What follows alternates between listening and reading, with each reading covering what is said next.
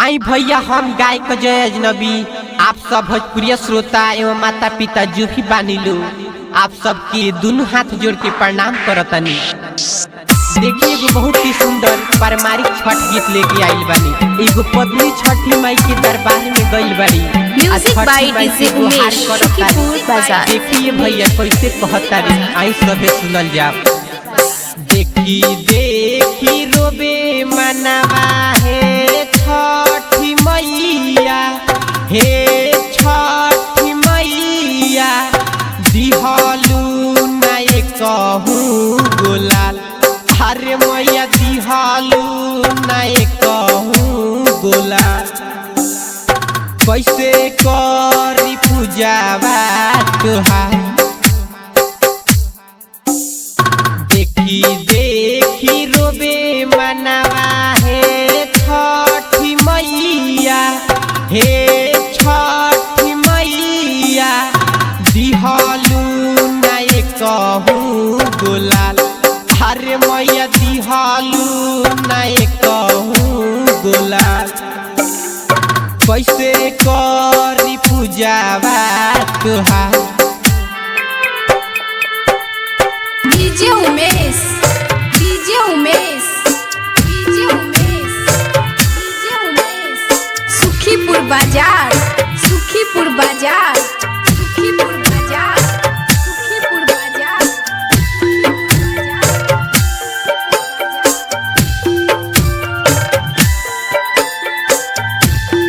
बोली बोली छठी मैया की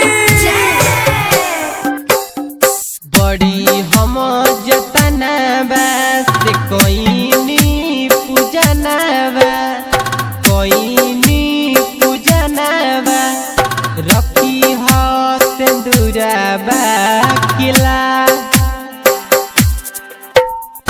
बड़ी हम जतनवा से कोइनी पूजनवा, कोइनी पूजनवा रखी हो सिंदूरवा किला।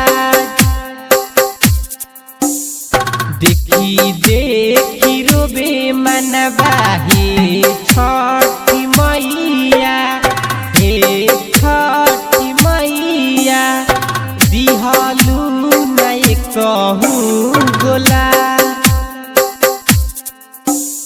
सुना लागे घरवा दुआर।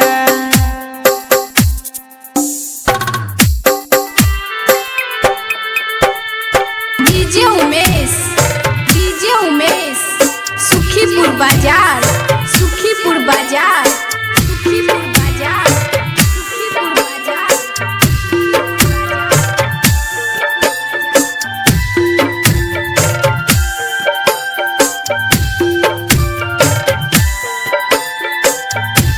प्रेम से बोली छठी मैया